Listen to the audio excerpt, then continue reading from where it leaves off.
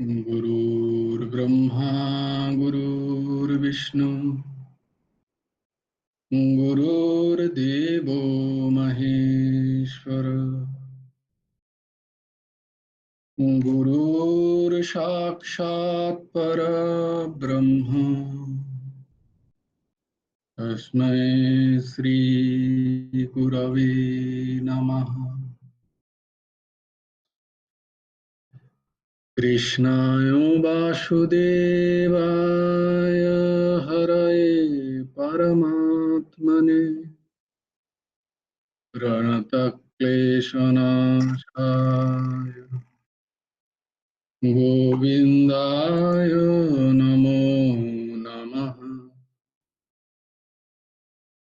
कृष्णाय वासुदेवाय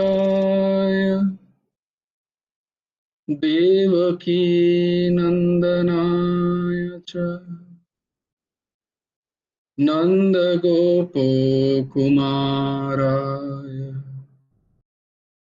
गोविन्दाय नमो नमः।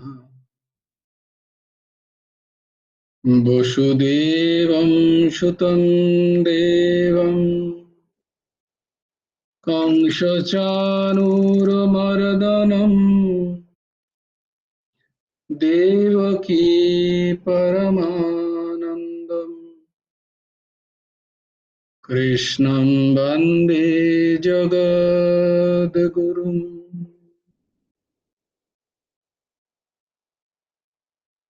নবকুমার চতুষ্পটির আরেকটা অধ্যায়ে তোমাদের সকলকে স্বাগত।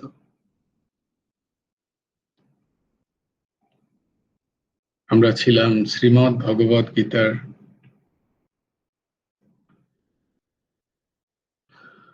নবম অধ্যায়ের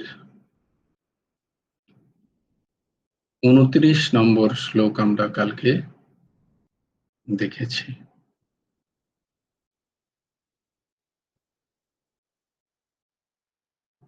সমহং সর্বভূতেষু ন মে দ্বেষ্যস্তি ন প্রিয়ঃ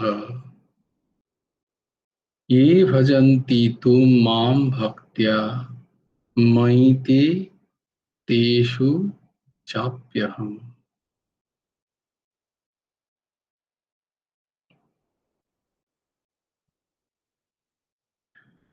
তো কালকে অনেক উদাহরণ সহকারে আমরা এটাকে বোঝার চেষ্টা করেছি যে ভগবানের মধ্যে কোনো পক্ষপাতিত্ব নেই। এটা ভক্তের বৈশিষ্ট্যতার উপরে নির্ভর করে যে কোন পাত্রে কোন অধিকারে কোন জীবের মধ্যে ভগবান অধিক প্রকটিত হন, সেটা সেই জীবের বৈশিষ্ট্যতা, তার সাধন, তার ভজন। একই 24 ঘন্টা এক জীব একরকম কাটাচ্ছে, ওই একই 24 ঘন্টায় এক সাধক জীব সেও সময় কাটাচ্ছে।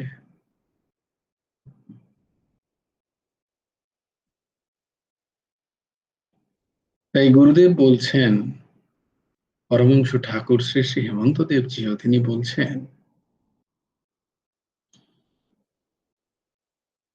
যে ব্যক্তি অগ্নিকে প্রদীপ আদিতে ধরিয়া রাখিতে পারে,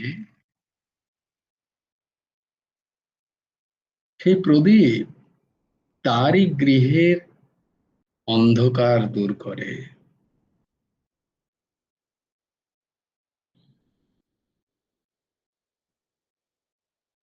তারই সীতাদির দুঃখে সেই অগ্নি কাজে আসে। যার সেই চেষ্টা নেই, প্রচেষ্টা নেই, তার কাছে যেমন সেটা উপলব্ধ হয় না প্রয়োজনে, তার মধ্যে ভগবানের কোনো বৈষম্যতা প্রতিষ্ঠিত হয় না। ভগবান এক রূপ সবার প্রতি। ওই যে তা নয় তো হলো, ঠিক আছে,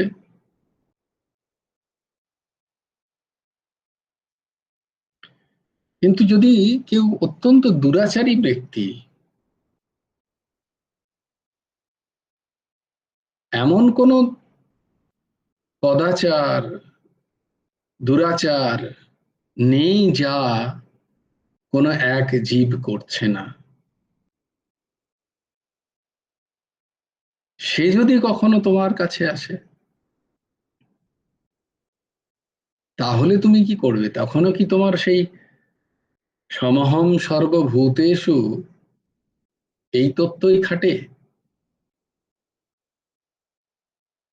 বলে হ্যাঁ, খাটে। তাই জন্য ভগবান আমার মতো যারা অধম, দুরাচারী, কদাচারী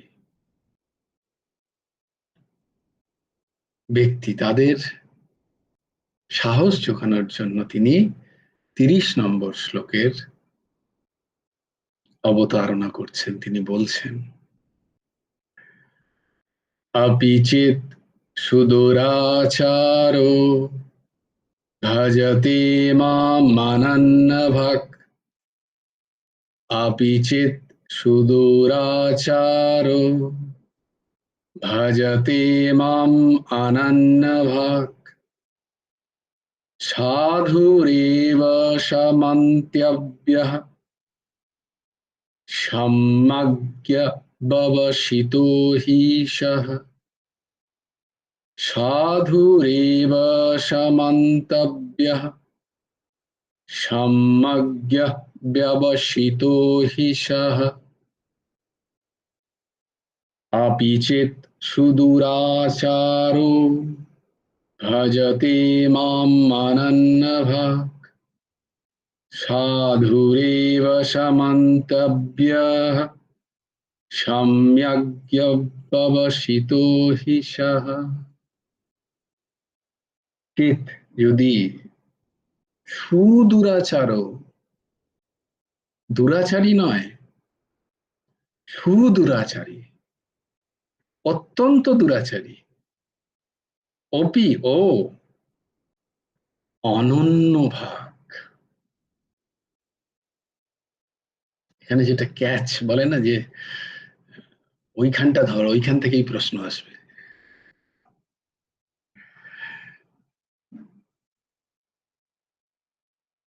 শক্ত প্রশ্ন ঠিক ওই জায়গাটা থেকে আসবে। এইখানেই অনন্য ভাগ,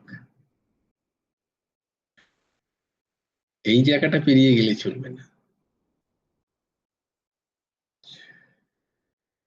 অফিসের সুধারাচারও তো ঠিক আছে, সবার মনে থাকবে, কিন্তু কি অনন্য ভাগ? মাম আমার ভজতে ভজনা করে, সাহ তাকে সাধু এব সাধুই মন্তব্য মনে করবে, হি কেননা স স সম্যক ব্যবসিত, সম্যক ব্যবসিত। এই দুটো কথা, এক অনন্য ভাগ আর একটা সম্যক ব্যবসিত, এই দুটোর নিয়ে আমাদের মাথা। এটা শুধু এখনকার জন্য নয়, গোটা আধ্যাত্মিক জীবনে তাই। অনন্য ভাগ আর সম্যক ব্যবসিত হতে হবে, এই দুটোতেই আমাদের আমরা মার খাই। যারা যে রাস্তাতেই হাঁটছে না কেন, তারা সেই রাস্তায় যা প্রাপ্তি হওয়ার দরকার সেটা পাচ্ছে না, তার দুটো কারণ। এক হচ্ছে তাদের অনন্যতার অভাব, না অন্য, অনন্য। আর একটা কি, সম্যক ব্যবসিত।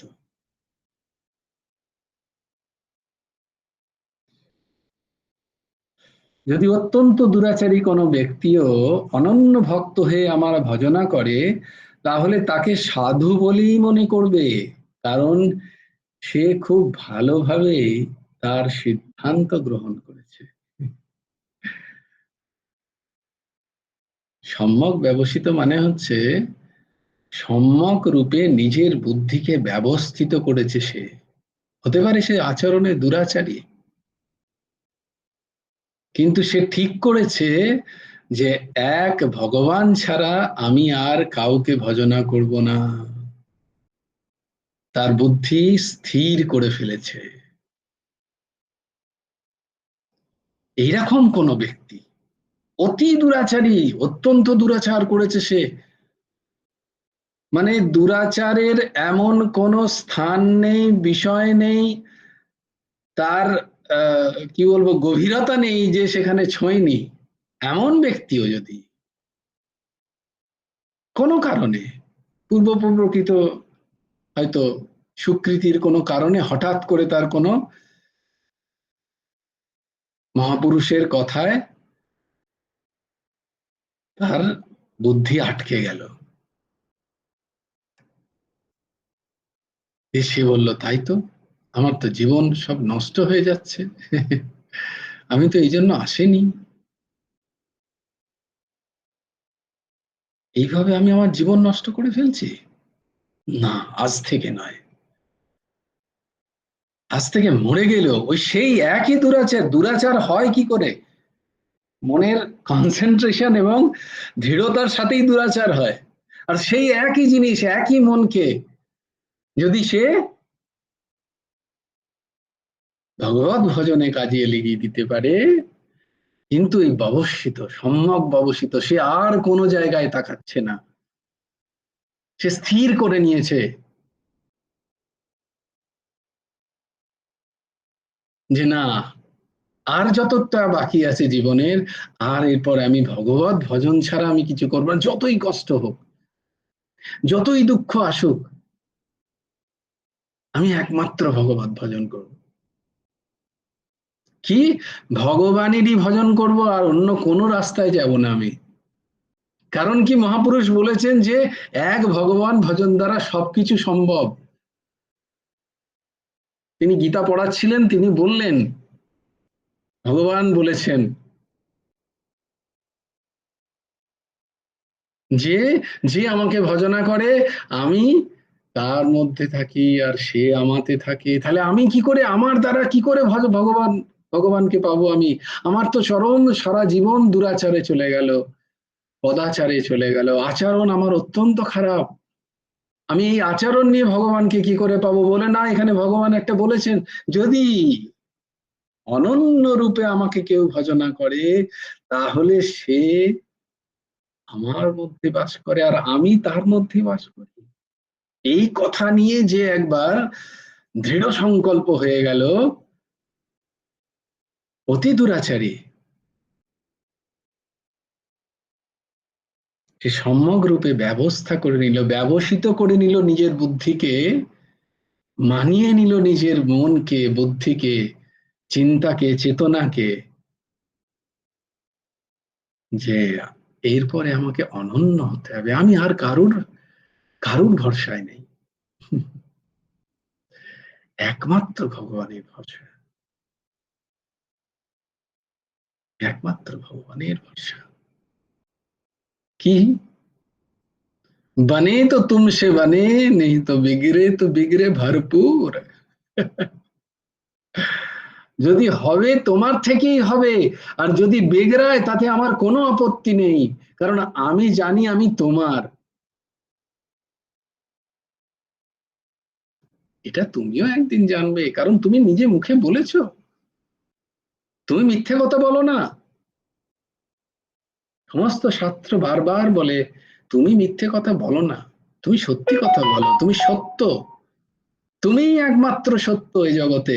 তাই তুমি তো কখনো মিথ্যে বলবে না, যে আমি ভক্তদের জন্য সব করতে রাজি আছি। কিন্তু ভক্ত অনন্য তো হোক। ব্যভিচারী ভক্তি কে চায় বলো? ব্যভিচারী ভক্ত, ব্যভিচারী প্রেম কেউ চায়? ব্যভিচার মানে কি? আমি একজনকে ভালোবাসি, আমি একজনকে ভালোবাসি, আমি তাকে বলেছি আমি তোমায় ভালোবাসি,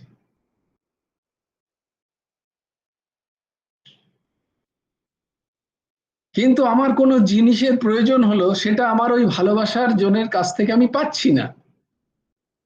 যা কিছু প্রয়োজন হলো, তখন আমি আর অন্য পুরুষের কাছে, অন্য ব্যক্তির কাছে গেলাম।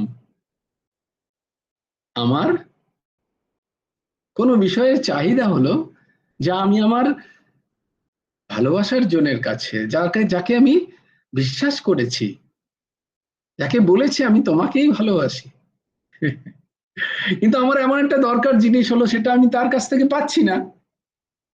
কিন্তু আমার কামনার এত প্রাবল্য, আমাকে ওটা পেতেই হবে। তাতে ভালোবাসার মানুষকে আমি যদি ঠকাইও, তাতে কোনো অসুবিধা নেই, যদি এই সিদ্ধান্ত নিয়ে আমি অন্য কোনো পুরুষ, মানে পুরুতে বসত ইতি পুরুষাহ, পুরুষ মানে ওই পুরুষ নয়, আমি যদি অন্য কোনো ব্যক্তির সংসর্গ করি, অন্য কোনো পুরুষের, অন্য কোনো নারীর যদি সংসর্গ করি, তাহলে এটাকে বলে ব্যভিচারী ভালোবাসা, এটাকে বলে ব্যভিচারী।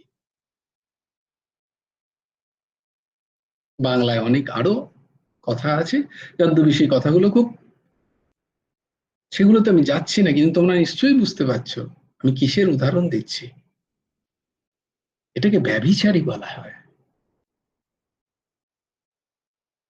ভগবান ওই ব্যভিচারী ভালোবাসা পছন্দ করেন না। ভগবান অনন্য ভালোবাসাকে পছন্দ করেন। যদি ভগবানকে পেতে চাও, হ্যাঁ, যদি সংসারে মান যশ প্রতিপত্তি ধন মান আত্মীয় পরিজন বন্ধু বান্ধব এইসব পেতে চাও, তাহলে আলাদা কথা। কিন্তু যদি ভগবত প্রাপ্তি হতে হয়, তাহলে অনন্য হতে হবে। অন্য আর কোনো ভরসা নেই, অন্য আর কোনো জায়গা নেই যেখানে গিয়ে আশ্রয় নিতে পারি। এই ভাব যখন, এক আশ্রয়, এক আশ, এক বিশ্বাস, এইটাকে বলা হয় অনন্যতা।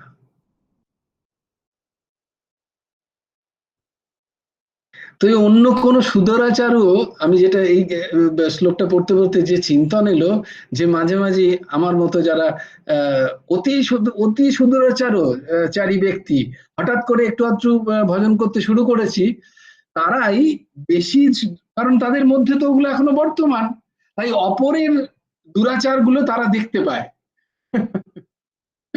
আমার মতো ব্যক্তি যারা অতি দুরাচারী ছিল, তারাই জানে না এরম এরম করে দুরাচারী হয়। যার সেই জ্ঞান আছে, সেই অপরের সেটা দেখতে পায়। তার যদি জ্ঞানই না থাকে, বাচ্চা ছেলের কোনো জ্ঞান আছে, সে জানতেই পারে না কি মিথ্যে কথা বলছে, কে সত্যি কথা বলছে। তার মনে হয় সবাই যেন সত্যি কথা বলছে, সবাই আমার ভালোবাসে। তার জ্ঞানই নেই, কুটিলতার, তাই তার বিচার নেই। তো আমরা যারা একটুখানি শুরু করেছি লোক দেখানো, তারা কি অপরের আগে দোষ দর্শন করি, ও অত সুদূরাচার, ও অত দুরাচারী, ও এত বাজে কাজ করে। ভগবান ওর কি কোনো কল্যাণ করবেন? ওর দ্বারা কিচ্ছু হবে না। ও এত বাজে, এত বাজে, এত বাজে। কিন্তু যদি ওই ব্যক্তি ভেতরে ভেতরে সম্যক ব্যবসিত হয়ে গিয়ে একমাত্র ভগবানের আশায় থেকে থাকে, তাহলে কিন্তু তোমাকে টপকে চলে গেল সে। কারণ ভগবান সুদূরাচারী ব্যক্তিকেও পছন্দ করবে, যিনি অনন্য ভাব। খুব ভালো করে শোনো এই কথাটা। সুদূরাচারী, অত্যন্ত দুরাচারী ব্যক্তি, তাকেও ভগবান তার সঙ্গে নিয়ে নেবেন। কিন্তু যার মধ্যে মৎসর আছে, অন্যের দোষ দর্শন আছে, যার মধ্যে অসুয়াবৃত্তি আছে, তাকে ভগবান কোনো দিন নেবে না, যতই তুমি ধর্মের আচরণ করো না কেন। লিখে নিতে পারো কথাটা, এর ভরি ভরি উদাহরণ আছে।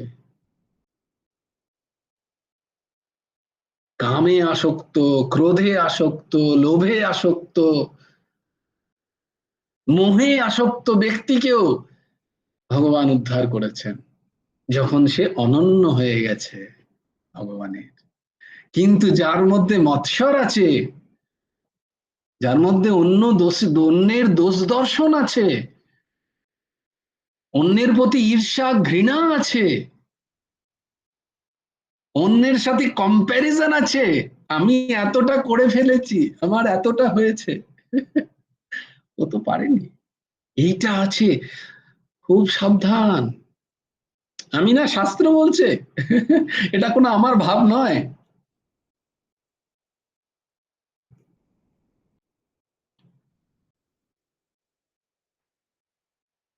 ভাগবতের যে দ্বিতীয় শ্লোক তোমাদের ব্যাখ্যা করেছিলাম,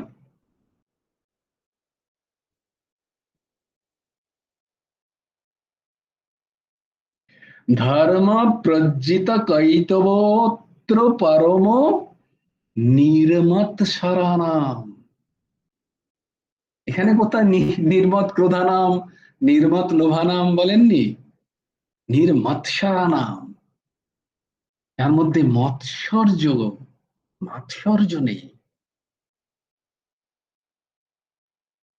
তার উন্নতির খুব সম্ভাবনা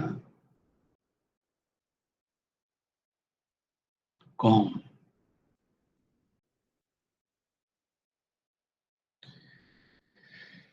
তাই ওই দোষকে কোন রকমে যাতে আমাদের মধ্যে না বিস্তার করতে পারে তার দিকে খেয়াল রাখো, অন্যের দিকে নয়। কতটা নিজেকে জিততে পারছো সে তার দিকে খেয়াল রাখো।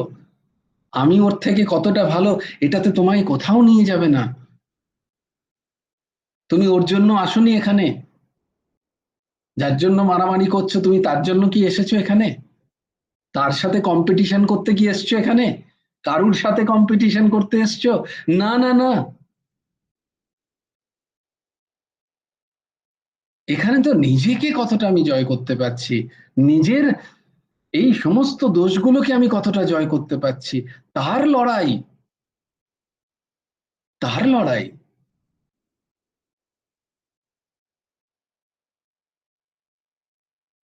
এইটা না করতে পারলে অনন্যতা আসবে না, কোনো দিন অনন্যতা আসবে না, ব্যভিচারী ভক্তিই হবে আমাদের। একজনকে ধরে আবার অন্য দিকে যাব, অন্য কোথাও থেকে যদি পাওয়া যায় কিছু, এখান থেকে তো পেলাম না। আমি গুরুদেবকে ভালোবাসি, গুরুদেবের ওপরে বিশ্বাস করি, গুরুদেব ছাড়া আমার আর জীবনে কেউ নেই, আমার অপরাধ নিও না। যদ্যপি কথাটা খুব কঠিন, গুরুদেব নিজেও সেটা বলতে চাননি, তবুও আমি আহ, মা মনসা পুজোও করছি, শীতলা পুজোও করছি, আমি এর দুয়ারেও যাচ্ছি, আমি তার দুয়ারেও যাচ্ছি, আমি কখনো কখনো এইদিকে ঘুরতে যাচ্ছি, ওখানে ঘুরতে যাচ্ছি, ওই দর্শনে যাচ্ছি, অথচ আশ্রমে যাই না আমি। আমার গুরুদেব প্রাণ, গুরুদেবের সঙ্গের কি হলো তার খেয়াল রাখি না, গুরুদেবের আশ্রমে আশ্রমিকরা কি খেলো না খেলো তাতে আমার কোনো যায় আসে না, গুরুদেব আমার প্রাণ।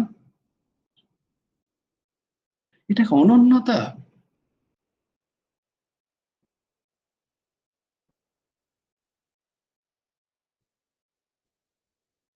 আমি ওই দেবীরও পুজো করে নিই, আমি সেই ব্রতও রাখি, গুরুদেব বলেছেন রাখতে হবে না, না তবুও আমি রাখি, যদি সে রুষ্ট হয়ে যায়।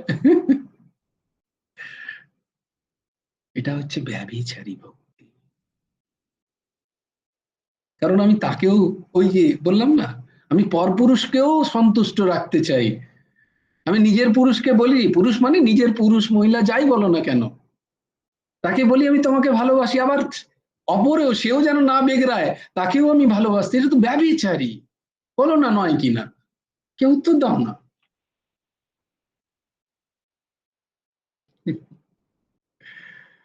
আমার অপরাধ নিও না।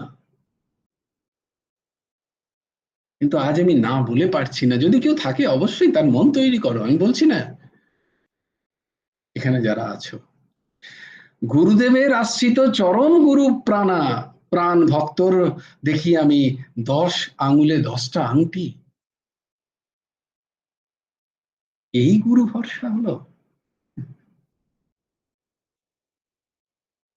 এখন আমি পাথরের উপরে বিশ্বাস করি, গুরুদেবের উপরে নই।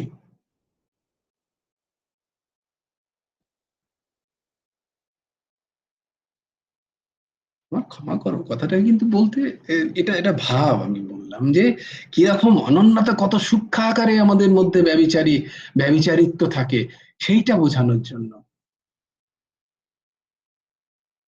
এই অনন্যতা না থাকার কারণে পূর্ণ উপলব্ধি হয় না, এইটা বলার জন্য, আর কিছু নয়। যে যে যে যে স্তরে আছো, কেউ জ্ঞান মার্গে আছে, সে একটুখানি ভক্তিকেও চেকে দেখছে, সে একটুখানি কর্মকেও চেকে দেখছে, সে একটুখানি এটাও দেখছে ওটাও দেখছে, তাতে করে তার যে রাস্তায় সে সফল হবে না।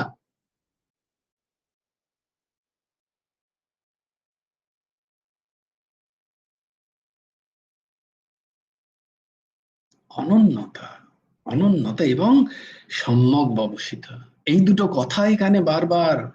কেন তাকে সাধু বলে মনে করবে? কারণ সে স্থির চিত্তে ঠিক করে নিয়েছে যে আমার গুরু ছাড়া আর কেউ নেই, আমার আমার ইষ্ট ছাড়া, রাধা মাধব ছাড়া আর কেউ নেই। যাকে যে ভালোবাসে, মা বাবাকেই ভালোবাসুক, অনন্যতা, কোনো এককে ধরেছি। সেই যদি অতি সুদূরাচারী হয়, ভগবান বলছেন তাকে সাধু বলে মন্তব্য করো, তাকে সাধু বলে ভাবো, সে সাধু।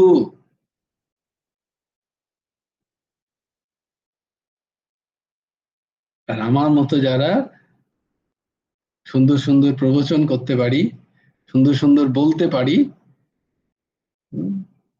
ভালো ভালো কথা বইয়ে পড়ে বলতে পারি, কিন্তু মন বিভিন্ন জায়গা থেকে নিজের কামনা বাসনা চরিতার্থে যেখানে খুশি হোক, আমি আমার কামনা বাসনা চরিতার্থের জন্য আমি ঘুরে বেড়াই, তাতে কি হবে? তাতে আমি কোনোদিন সাধু হব না। আমার বাসনা তো পূর্ণ হবে, আমার কামনা তো পূর্ণ হবে, কিন্তু আমার ভগবত প্রাপ্তি হবে না। আমার নিদেহ প্রাপ্ত হওয়ার পরেও যেটা সর্বোচ্চ প্রাপ্তি হওয়ার কথা ছিল, তার থেকে আমি বঞ্চিত হব।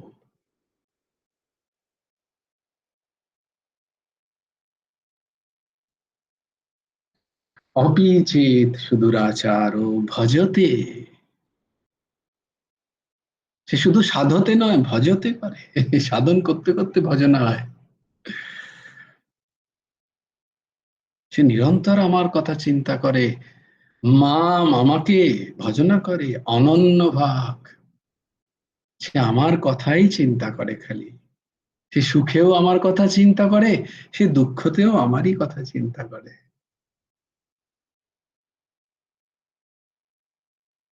এই যে আজকেই প্রশ্ন করলো একজন যে সুখে সুখী হব না আর দুঃখে দুঃখী হব না, কি করে হবে? এইভাবে হবে। সুখে কেন সুখী হব না, কেন আনন্দিত হব না? না, এইটা আমার দ্বারা হয়নি, এটা গুরু প্রদত্ত হয়েছে, গুরুদেব দিয়েছেন। তাই তার প্রতি দীনতা। আর দুঃখ, গুরুদেব এই দুঃখ আমাকে দিয়ে আমার পূর্ব পূর্বকৃত কর্মকে তিনি ক্ষয় করিয়ে নিচ্ছেন। তার কি কৃপা! এই ভেবে শান্ত থাকা, শান্ত হও, ধীর হও, স্থির হও সেই সময়। কারণ এই গুরুদেব প্রদত্ত। কারণ আমি জানি আমাকে যা কিছু দিচ্ছেন, আমি যা পাচ্ছি, সব গুরু অনুগ্রহে। সেটা সুখ, সেটা আমার মনের অনুকূলে হোক, যেটাকে আমি সুখ বলি, বা সেটা আমার মনের প্রতিকূলে হোক, যেটাকে আমি দুঃখ বলি। আমি সবকিছু জানিনি, আমার জ্ঞান নেই, আমি গীতা পড়িনি, আমি গীতা যখন পড়ানো হচ্ছিল তখন আমার মাথায় ছিল না, আমি বুঝতেও পারিনি। সাংখ্যযোগের কথা। আমি বুঝিনি এসব মিথ্যা, কোনটা মিথ্যা কোনটা সত্য, কিন্তু এটা তো বুঝেছি, এটা তো বলতে পারি, এটা তো মনের স্থিতি আমার আসতে পারে। এই ব্যবসিত হতে পারে আমার মন, আমার বুদ্ধি, আমার চিত্ত, যে আমার যা কিছু প্রাপ্তি তা গুরুদেবের থেকেই হয়। এটা তো সরল। আমি সাংখ্যযোগ বুঝলাম না, আমি জ্ঞান বুঝি না, কিচ্ছু বুঝি না, কিন্তু এটা তো বুঝতে পারি, এটা তো বোঝাতে পারি মনকে। আমার তো এই ভরসা আসতে পারে যে আমার গুরুদেব আছেন।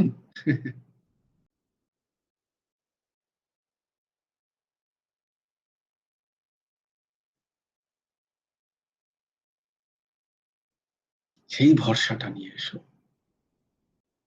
সেই বিশ্বাস, সেই আশা একের কাছে। ভগবান বলছেন এরাম যিনি করবেন, ভগবান তার আগেই বলেছেন অনন্যশ্চিন্তয়ন্ত মাম ইয়ানা পর্যুপাসতে তেষাম নিত্যাভিযুক্তানাম যোগক্ষেমম বহাম্যহম। এত বড় কথা ভগবান বলেছেন, তবু আমার বিশ্বাসই নেই। আমি করে নেব, আমি ভেবে চিন্তে সব করে নেব, আমার সংসারকে আমি রক্ষা করে নেব। ভগবান এত করে কথা বলছেন, শুধু তুই আমার কথা ভাব, আমি সব বহন করব, করিয়ে দেব না, করব।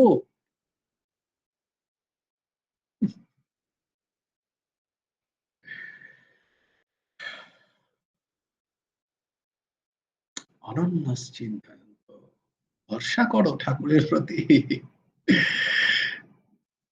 নিজের প্রতি ভরসা করলে ঠাকুর দূরেই দাঁড়িয়ে থাকবেন। যতক্ষণ নিজের ভরসা আছে, দেখো দ্রৌপদী প্রথমে কৃপাচার্য, দ্রোণাচার্য, ভীষ্ম পিতামহ, বিশাল বড় বড় মহাপুরুষ, এরা থাকতে আমার বস্ত্রহরণ হবে? হতেই পারে না। কত কত ভরসা এদের প্রতি। কৃপাচার্যের প্রতি তাকালেন, হে কৃপাচার্য, কৃপাচার্য মুখ নামিয়ে নিলেন। দ্রোণাচার্য আপনি? দ্রোণাচার্য মুখ শান্ত। পিতামহ আপনি আছেন যেখানে, শেষ ভরসা পিতামহ, ভীষ্ম পিতামহ, যার এক কথায় সমস্ত কৌরব রাজি হয়ে যেতে পারতো, তার দিকে তাকিয়েও অসহায়।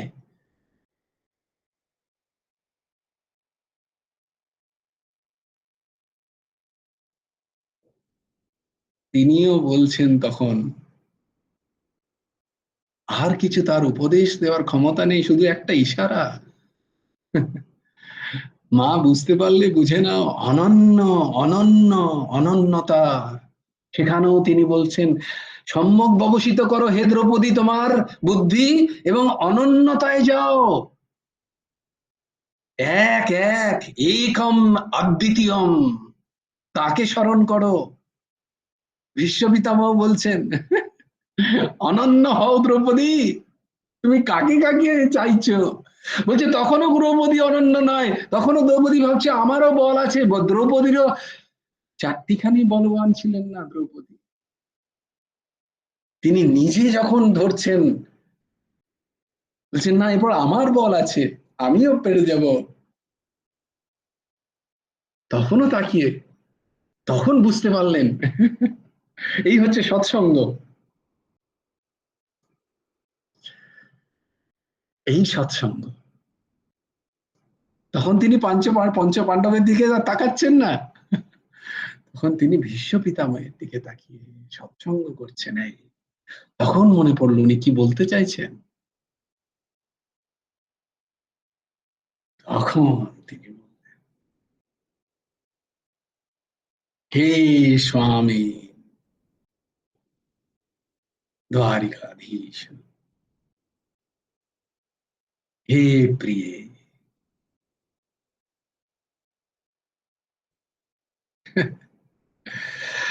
শাস্ত্র এমনি এমনি নয়, এইসব এইসব কথাগুলো ঠিক সব হচ্ছে, তোমাদের বারবার বলেছি যে বেদেরই ব্যাখ্যা সব জায়গায়, যাতে বোঝা যায়, সাধারণ মানুষ যাতে বুঝতে পারে, তার জন্য এইভাবে বোঝানো। অনন্যতা নেই আমাদের। যাক, তাহলে এখান থেকে আমরা কি শিখবো?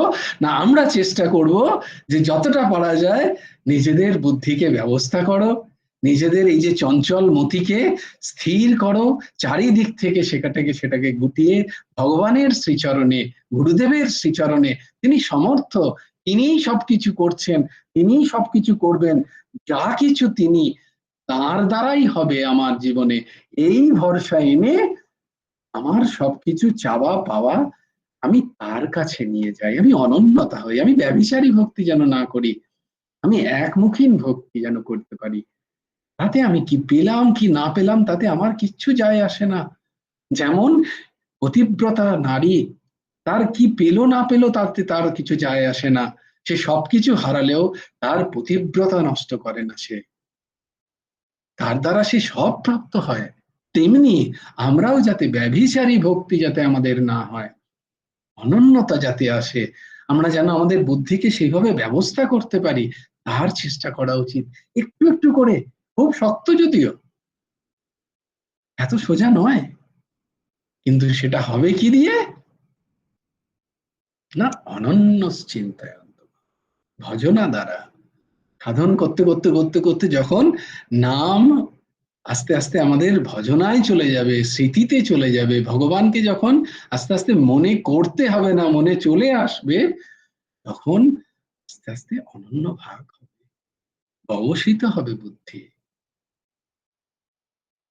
তখন যদি আমাদের দ্বারা কোনো দুরাচারী কার্য হয়েও থাকে, তখনও যদি হয়ে থাকে, তাহলে ভগবান সেদিকে তাকান না, কারণ পূর্বপূর্বকৃত বহু সংস্কার না, দুরাচারী বহু সংস্কার আমার মধ্যে আছে, কিন্তু যখন আমি প্রসেসে আছি, আমি ঠিক করে নিয়েছি, তখন আমার যে সংস্কার বশত যদি কোনো দুরাচার হয়েও থাকে, তাহলে সেটাকে বলেন ভগবান আমি দেখি না। এই পরে দুটো দুটো শ্লোকের পরেই ভগবান বলবেন তোমরা চিন্তা করো না, হিম্মত রাখো, ভরসা করো ভগবানের কথায়। এসব ভগবানের কথা, আমরাও সাধু হতে পারবো। ভগবান বলবেন 32 নম্বর শ্লোকে, অর্জুন প্রতিজানহি নামে ভক্তা প্রণশ্যতি। আসবো আমরা সেই শ্লোকে। তো আজকে আমরা এই শ্লোকে, হ্যাঁ, অর্ঘ্য বাবা কিছু বলবে। জয়গুরু আশ্রমে একটা প্রশ্ন ছিল। বলো, আই লাইক মানে কোশ্চেন, তোমাদের অনেকবার বলেছি। হ্যাঁ অনেক বলো। সময় যেমন ধরো রামচরিতমানসজিতেই বলা আছে যে যে শ্রীরামজির ভক্তি করতে হলে বাবা শিব মা পার্বতীর কৃপা চায়, বা রাধা গোবিন্দের কৃপা পেতে গেলে বৈষ্ণব শ্রেষ্ঠ বাবা শিবের কৃপা চায়, যেটা ভাগবতেও বলা আছে। তো মানে এইখানে কি কোথাও মানে অনন্যতার ওইটা মানে না, বিন্দুমাত্র না, বিন্দুমাত্র কোথাও নেই। ইষ্ট পেতে গেলে প্রথমেই প্রথমেই আমরা দুদিন আগেই সেই ব্যাখ্যা আমরা পড়লাম, না এখানে পড়িনি, সরি, আমাদের বোধহয় ইয়েতে পড়লাম আমাদের সৎসঙ্গে, যে ভক্তি পেতে গেলে ইষ্টের, যে ইষ্টকে আমি ইষ্ট করেছি তার ভক্তি যদি অনন্যতা পেতে হয়, তার ভক্তি পেয়েছে বা তার অনন্য ভক্তি করছে এমন একজন, তার আশ্রয় নিতে হয়।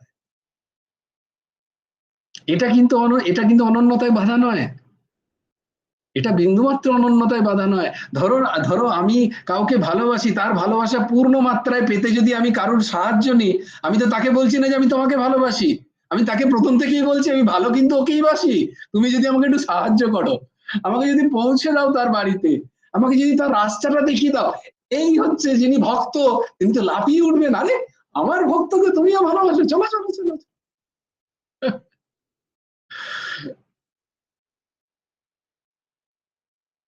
সে তো আরো সুন্দর করে দেখাবে, এটাতে অনন্যতার বাধা নেই, বরং এইটাই অনন্যতার প্রথম পর্যায়। অনন্যতা পেতে গেলে অনন্য ভক্তের সাহচর্য চাই, নাহলে অনন্য ভক্ত হওয়া যায় না। ভগবানের নাম নিরন্তর মুখে রাখতে গেলে এমন একজনের সাহচর্য যায় যার মুখে নাম আছে, যার মুখে নিরন্তর সংসারের বিষয়বস্তু আছে, তাকে গিয়ে তার কাছে গিয়ে ভগবানের নাম আমার মুখে চলে আসবে, তা তো কখনো হবে না। সৎসঙ্গ তো আগের প্রয়োজন।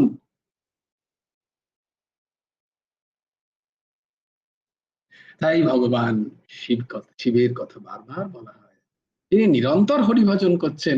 আবার শিবজির কৃপা পেতে গেলে ভগবান নিরন্তর শিবজির কথা চিন্তা করছেন।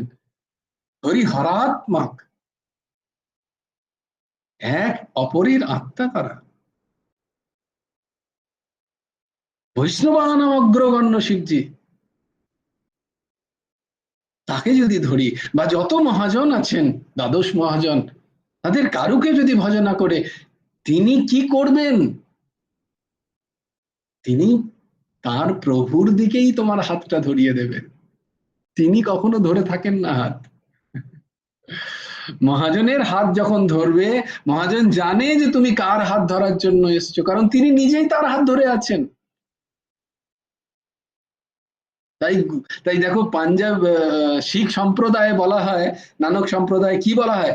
গুরুদ্বারা, গুরুদ্বার স্বরূপ। গুরু দ্বার স্বরূপ, দরজা স্বরূপ। গুরু নিয়ে এসে তোমাকে মিলিয়ে দেন তার সাথে। এই হচ্ছে গুরুদ্বারা। তাই গুরুর সন্তুষ্টি আগে প্রয়োজন, সতের সন্তুষ্টি আগে প্রয়োজন, গুরুবর্গের সন্তুষ্টি আগে প্রয়োজন। অন্য অন্য অন্য রাস্তা দিয়ে গেলে তুমি তোমার ইষ্টকে পাবে কি পাবে না তার কোনো গ্যারান্টি নেই, কিন্তু ইষ্টকে যদি শুধু ভজো, কোনো গ্যারান্টি, কিন্তু গুরুদুয়ারা দিয়ে যদি যাও, ওই দরজা দিয়ে যদি প্রবেশ করো, ইষ্ট কিন্তু তা থাকবেন, থাকতে বাধ্য। কারণ গুরুদেব তাকে ধারণ করেছেন।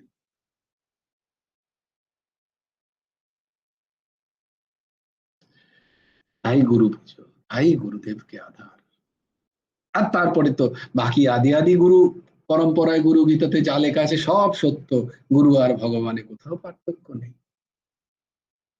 কিন্তু গুরুর মানে এখানে যে ওই ভক্তের, যিনি তোমায় রাস্তাটা দেখাবেন, অনন্যতা।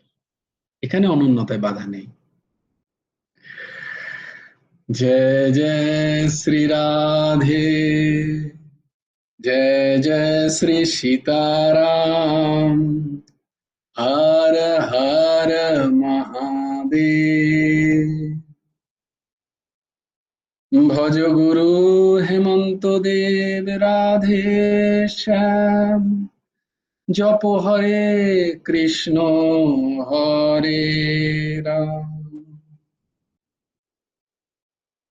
जय जय श्री राधे, जय जय श्री राधे, जय जय श्री राधे।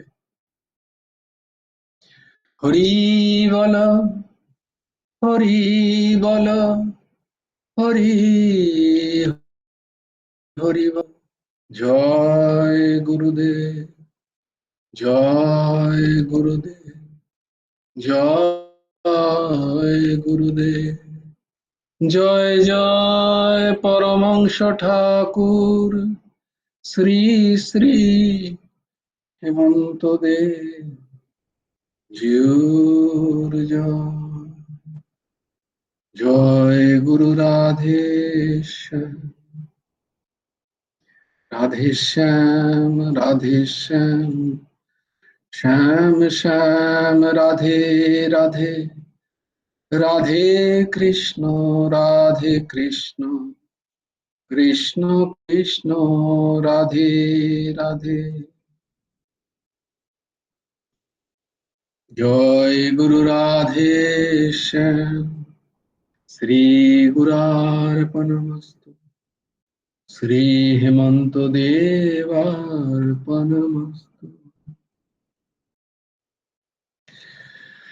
সবাই ভালো থেকো, সুন্দর থেকো, সুস্থ থেকো। জয় গুরু রাধেশ্যাম।